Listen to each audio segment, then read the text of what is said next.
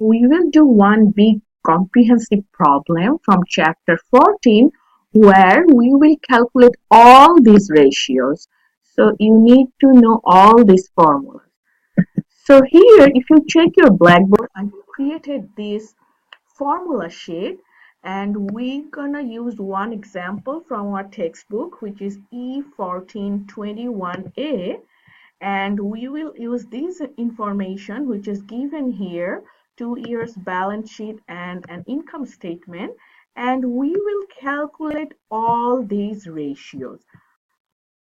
So we will go over all these formulas. Although the problem says few specific ratios, you see here these ratios the problem uh, tells you to calculate. But instead of doing only these ratios, let's follow this formula sheet and try to plug in the numbers and calculate all these ratios, because you really need to know all these ratios. That's why we will use the problem from E1421A and we will practice all those ratios. So let's try to take a look at these numbers, and you will be given these type of financial statements during your exam. So I will give you 2 years balance sheet like this. One is the current year. Here in this problem, the current year is 2017 and another is the preceding year, because if any ratio requires one income statement item and one balance sheet item, then for the balance sheet item, you need to take the average. Average means the preceding year and current year's average. And that's why you will see that you will be given 2 years balance sheet. So 2017 is the current year. So we will be using these numbers, and then we will follow the formula sheet and we will calculate all ratios. So let's try to follow the formula sheet, not just do these requirements, but we'll try to do all ratios. So according to this formula, we first need to calculate this first box. And the first box actually tells you your abilities to pay your current liabilities. And the first ratio is here, the current ratio, and then the acid test or quick ratio. So let's try to calculate these ratios. So number one ratio that we learned here is the current ratio. And the formula is, we already know that current assets over current liability. So I would love to write down the formulas, and I would request you to write the formulas or make some flashcards so that you can remember all those formulas. The first ratio is the current ratio, where we're gonna calculate this current ratio, which actually tells you to pay your current liabilities. And the number we need to know is current assets and current liabilities. So let's take a look at these financial statements, and assets and liabilities are both from your balance sheet, and we will look at 2017's number because this is the year that we are focusing on, and it's given here that the total current assets is 10,920 and total current liabilities 12,000. So we're going to use this number. So our current ratio is 10,920 over our current liabilities. It's given here 12,000. So if you take these two numbers, you can calculate the current ratio. Please take your calculator and calculate the current ratio. And what I found is here 0.91. So how you can interpret this ratio? That means they have actually less total current assets, then there are less current liabilities. And a current ratio less than 1 is actually not good for the company. That means they cannot meet up their current liabilities by using their all current assets. Usually if it's higher than 1, it would be good for the company. Now we're gonna use a quick ratio. So let's try to calculate our second ratio, which will be the quick ratio, or it has another name which we call the acid test ratio. So for current ratio, we are actually considering all of our current assets, but for the quick ratio, we will focus on very liquid assets. So for quick ratio, for very liquid asset, we means like cash, short-term investments, and account receivables. So if you check the formula for the quick ratio, which is our second formula, or the acid test ratio, the top part is the cash plus short-term investments plus net receivables. Remember, all these are the components of your current assets, but here we are considering like very liquid assets. So we will take all these three for our top part or the numerator, and the bottom part or the denominator will be the current liabilities. So let's take a look at the current year's columns. You see here cash is 3,720, and then your short-term investment, well, we don't have any short-term investment, so don't worry, we can just skip that item. Although short-term investment is a part of your very liquid assets, but since we don't have any example here or any number here, either you can skip it or put a zero. Then the next item is your account receivables, which is given here 3,000, and we already know our total current liabilities is 12,000. So let's try to plug in the numbers, and now we are doing the acid test, or another name of this ratio is a quick ratio. So the formula for the top part will be cash plus short-term investment. Well, we don't have any short-term investment, but since this is the standard formula, I am writing the whole formula, and account receivables. So this is our numerator, so I'll just put it within a bracket, and then we're gonna divide it by our current liabilities. So this is our formula, and we will try to check all these numbers from these examples, and then we'll plug in the numbers to calculate our quick ratio or our acid test ratio. So let's try to calculate it. Again, we need to look at the current year's column, and I already mentioned here we don't have any short-term investments, so we'll just take cash and account receivables. So our cash is given here 3,720, and for account receivables, either you can put zero or you can just skip that part. And I'm sorry, for short-term investments, you can just skip that part or put a zero, since we don't have any short-term investment, but we do have an account receivable number. So it is 3,000. So I'll write down the account receivable, so it is 3,000. Now we're gonna divide it by total current liabilities, which is 12,000. Now, if you calculate it, if you add those top parts and then you divide it by 12,000, the ratio, acid test ratio I got is 0.56. Now you will see that this is less than 1. Again, any type of current ratio or quick ratio less than 1 is bad for the company. So we just calculated our first box, which are the current ratio and the acid test ratio. Again, we'll try to calculate all these ratios just for our practice.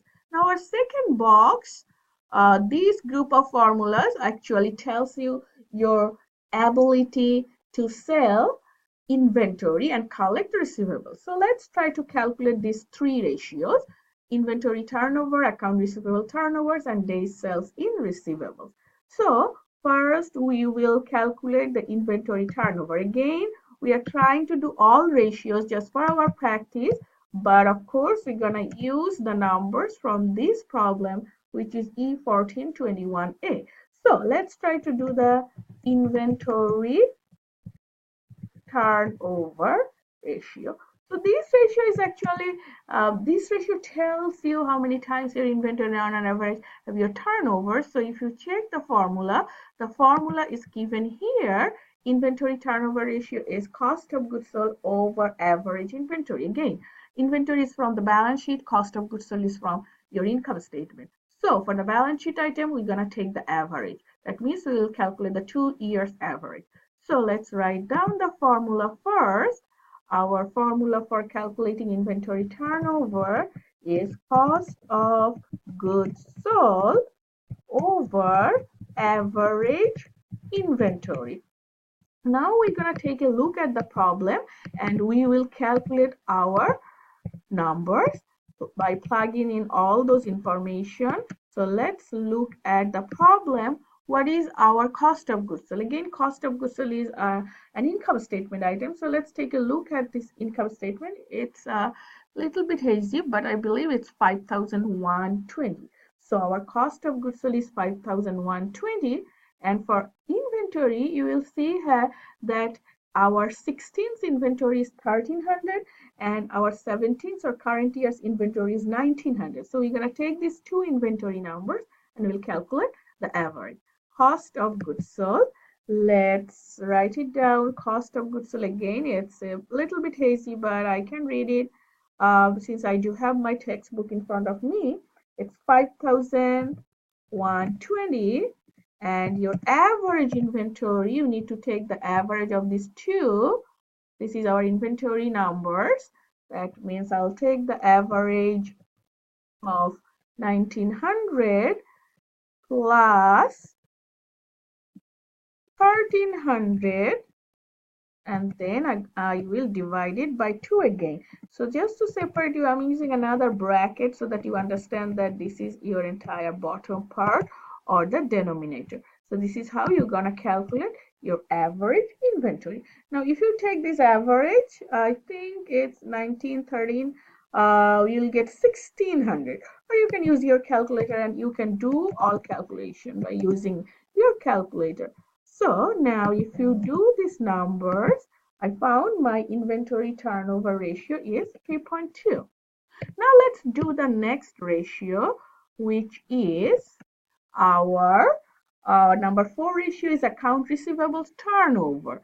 So for account receivables turnover, we actually trying to show our account receivable turnover, the ability to collect cash from your customers, and the formula is net credit sales over average net account receivable. So some problems may not tell you the credit sales, some problem may tells only the sales revenue, but both will be used. We'll be using both as kind of synonymous. So sales revenue and credit sales all are same, since we actually don't know the credit sales numbers. And for your receivables, again, this is from your balance sheet, so you need to take the average. So you see the receivables are here, 3,000 and 2,460, so we'll take the average. So now let's try to calculate our next ratio, which is account receivables turnover. And we will write down the formula again just for our practice. It says net credit sales over average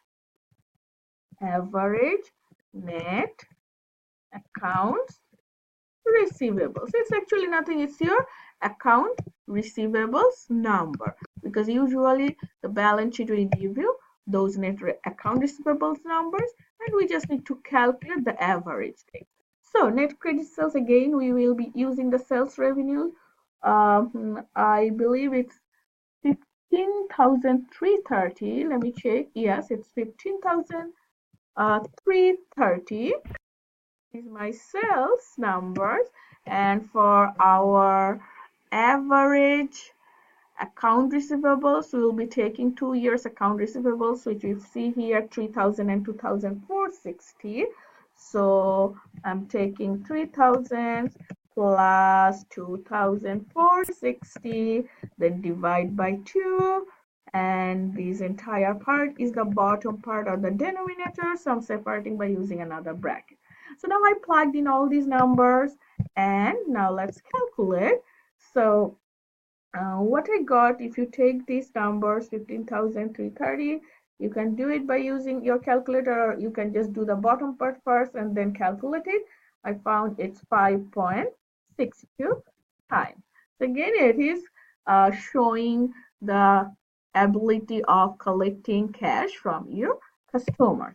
Now we're gonna calculate our days sales in receivables. So now we will calculate our another formula. It's called days sales in receivables. This is our third formula from our second box. And this ratio is also telling you about your capabilities to collect cash from your customers, but now we are expressing it in terms of sales. We are kind of expressing our receivable collections ability in terms of number of days of your sales.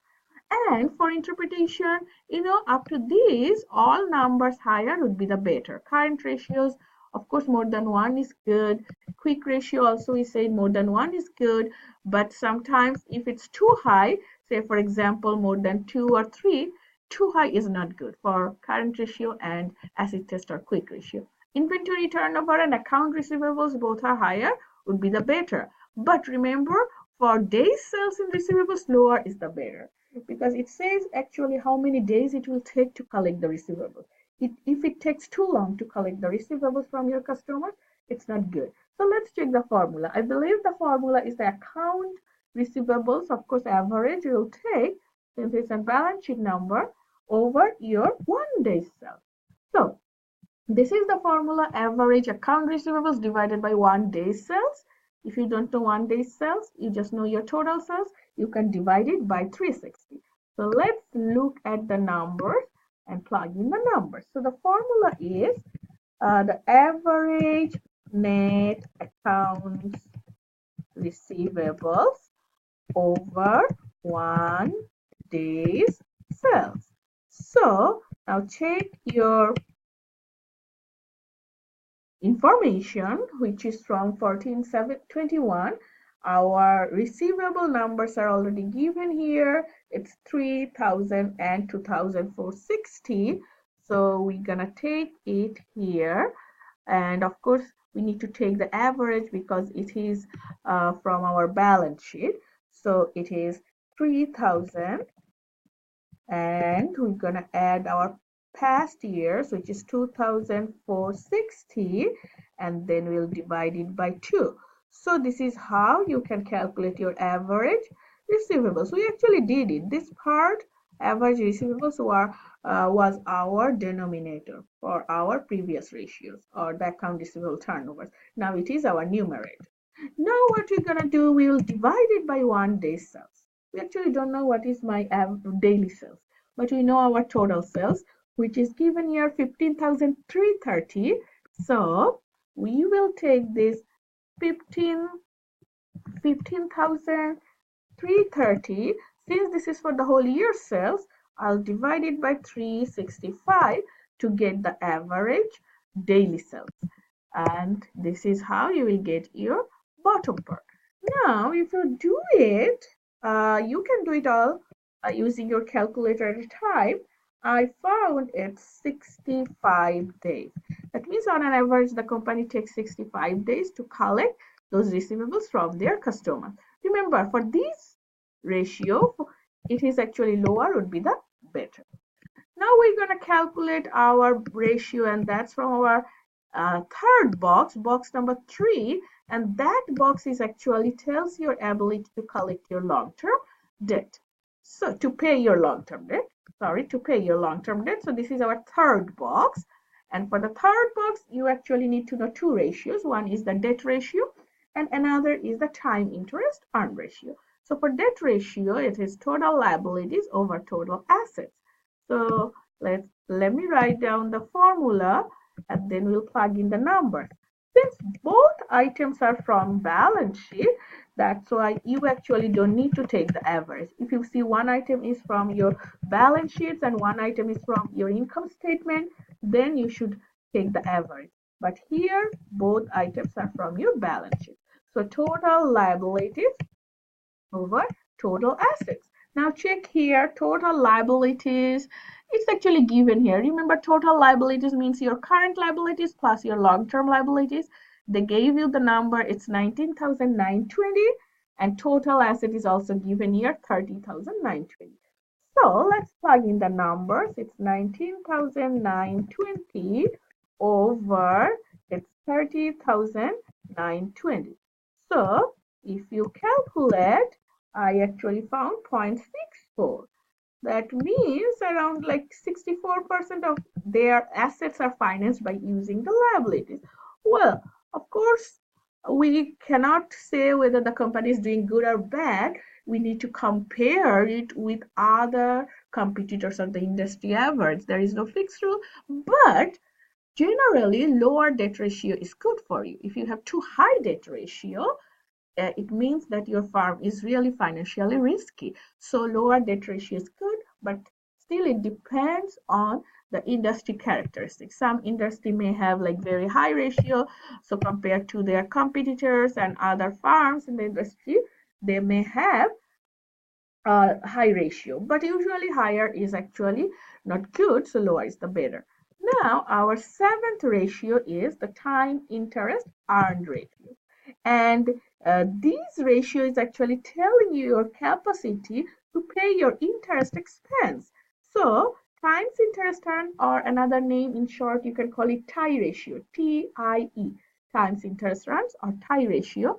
The formula is income from operations over interest expense.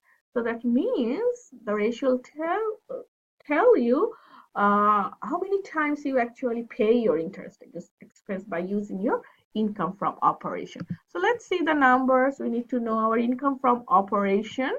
In one sense, you can also call it operating income.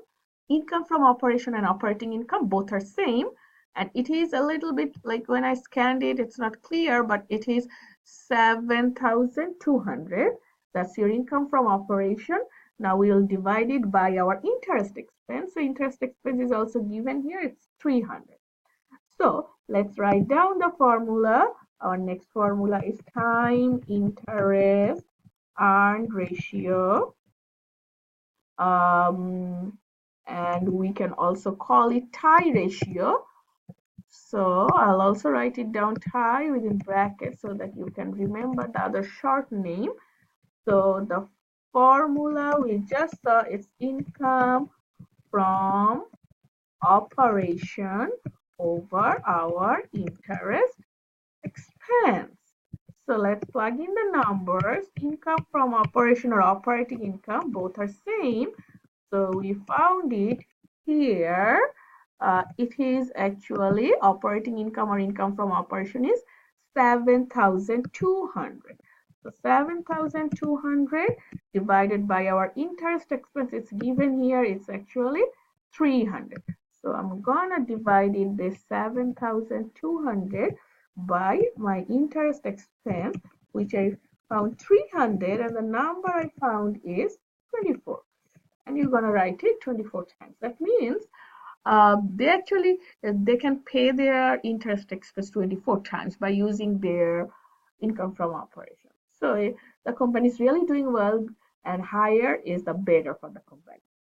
Now we will check our fourth box, and this box actually tells you to measure the profitability ratio. So I will show you the formula, and you will see a lot of formulas here. So try to understand the formulas, and then you need to plug in all those numbers. It's a little bit difficult to memorize all those formulas, but I'm requesting, since the course policy is that you will not be given the formulas, you really need to know all these formulas, and you can write it down several times, and you can make flashcards. So we're gonna calculate these four formulas, four ratios, and all these ratios will tell you how profitable you are. And there are some short formats. Say for example, rate of return on net sales. We call it return on sales, or ROS. And this one, rate of return on total assets, we call it ROA, return on assets. Number 10, we call it ROE, return on equity. And number 11, we call it EPS, or earnings per share. So we will try to do all these formulas. So first, let's try to do it. ROS, or returns on sales, and the formula is net income over sales. Remember, return, we usually means net income, right? Whenever you will see the term return, you will remember that return means net income. That means whatever you invest, what do you want to get as a return? You want to get your net income. So net income is return. Now we are expressing net income as a percentage of sales. That's why you call it return on sales. So this is number 8 formula, and I will show it the numbers. So we will call it return on sales, or in short, we also call it ROS. And the formula is net income over net sales. And the numbers are all given here. If you look at this, you will see here your net income for this current year, it's actually 2,350, and your sales is 15,330. So let me plug in the numbers. ROS, or returns on sales. My net income number is 2,350 divided by my sales is 15,330. Now, please take your calculator and check it with me. It is 15%. Remember all those profitability formulas or profitability ratios we're going to express as a percentage. So it's 0.5, 0.15, or you can just write it down. It's 15%. Right. So this is our return on sales. So we are expressing, remember, return means net income. This is one tip you can remember the formula. We are expressing our net income as a percentage of sales. And of course, higher is the better. And in another sense, you can also call it, if you have $100 sales, you can make $15 net income, $100 sales. Now we'll do our next profitability formula, which is ROA, or return on assets. So again, return means your net income, and it says return on assets. That means we're going to use assets as our denominator. So our next formula is return on assets, or you can also call it ROA. It is a very common formula, but this formula is a little bit different, especially for the top part. You will see that the top part is the net income, of course, since we are talking about the return, but we are adding back our interest expense. Why? Because interest expense is not your regular expense. It's because you took a loan and that's why you paid the interest. So we are kind of adding back that expense, and we are assuming what it would be your income if you would not have any debt, right? And you didn't have to pay any interest expense. So that's the tricky part. You have to remember, net income, you need to add back your interest expense. And since it is return on assets, so we're going to use the assets as our denominator. And we have net income and interest expense from our income statement. So assets, we will take the average since it's from the balance sheet. So let's check the numbers and write down the formula. Return on assets, and the formula again, write it down with me. Net income, we need to add back our interest expense. So this part is your numerator, over, we're gonna divide it by average total assets. Since we have some from our income statements and asset is from our balance sheet, so if you have this type of combination, you have to take the balance sheet items average. So net income and interest expense, let's go back to our income statement. Our net income is 2,350, interest expense is 300, so that would be our top part. Net income is 2,350. I'm adding back my interest expense, and for the bottom part, we will take the average total assets. So that means we have to take these total assets by 2 years. We need to add this 2 and then divide it by 2. So I'll do that. For my current year, my total asset is 30,920, plus my prior year's assets 26,350. So I added both, and then I'm gonna divide it by 2, and this is how I will get my bottom part, or my average total assets. Now, if you have your calculator, you can do it all at a time. So please try to do it since all of you have that calculator. And I actually did it and I found, again, we're going to express it as a percentage, 0.093, or you can also call it 9.3%. That means if they invest $100 asset, they can expect $9.30 as their net income. So of course, higher would be the better for these all profitability ratios. Now our next profitability ratio is ROE, or you can also call it return on equity, or in short we're gonna call it ROE. This equity means common stockholders equity, right?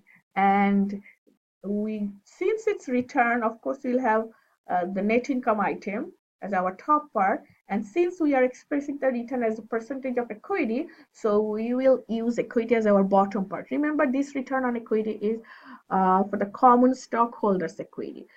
So we will have the average common stockholders equity as our denominator. So now let's check the formula. I already explained return on common stockholders equity, or in short we call it ROE, return on equity.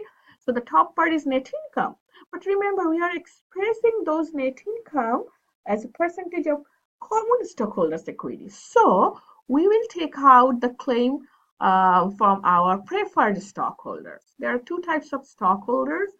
For public companies, one group is known as the common stockholders, and some companies may have preferred stockholders. So we will take out the preferred dividend. That means the remainder of your net income is actually only for the common stockholders. So we will use this as our top part, but most of the problems you will see you don't have any preferred dividend. Now let's plug in the number.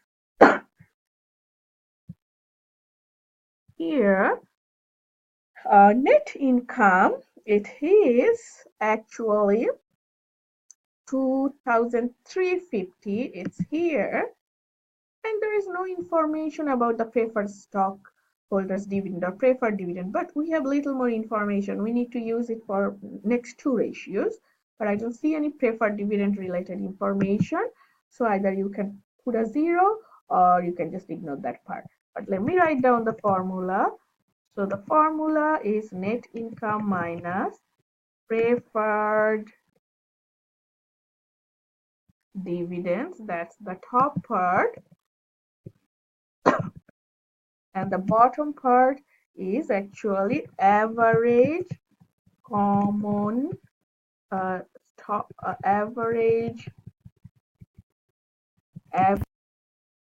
common stock holders equity. That means you'll take the average equity. So if you check your balance sheet, you will find this average equity. Well, you will find equity for 2 years, but since this is the average, we're gonna take 2 years and then we'll calculate the average. So let's take a look at our balance sheet and figure out all those numbers that we're gonna plug in here. So here, if you look at your balance sheet, your stockholders equity is nicely given here. These are for 2 years. Since we're going to take the average, we'll take this average, 11,000 and 7,800. We're going to add this 2 and then divide by 2. And net income is also given here, 2,350. We don't have any preferred dividend, so you can just put a 0. So I'm just plugging the numbers from this problem. 2,350. Preferred dividend is 0. And then we will divide it.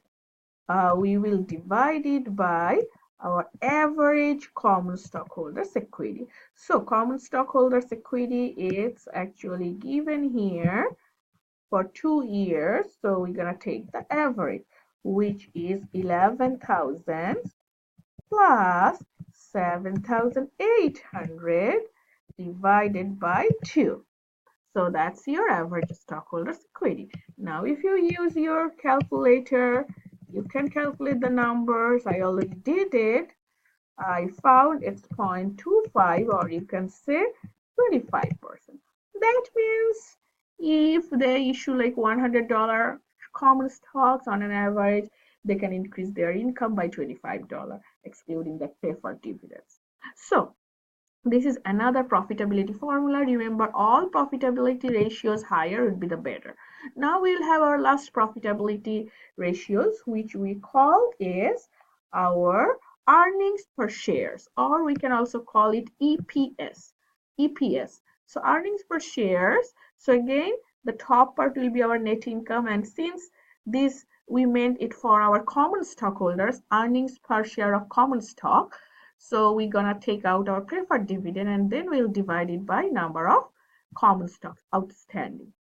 So here this number may not be given on your balance sheet, so you should have little notes about how many shares they already have as outstanding shares. So here, if you check the last paragraph, it says that the company currently has 2,500,000 share outstanding.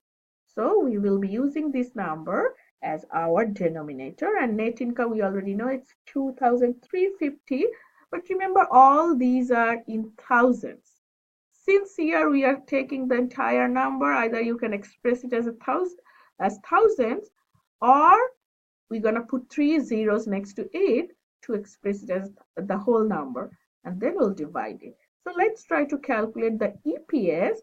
So EPS, another name is earnings per share, and we're going to use the example, the numbers from our textbook example. Again, we are trying to calculate all those formulas that we learned in this chapter, all those ratios that we learned here, not just the ratios that are asked here in this problem 1421. So the purpose is to do more practice. That's why we are doing all those ratios. Number 11 is EPS, or I can write the total things are earnings per share, or in short we'll call it EPS. And the formula I just showed you, it's net income, and we'll take out our preferred dividend since we meant it the earnings per common shares or common stock. So we will take out our preferred dividends, and that will be our numerator or the top part.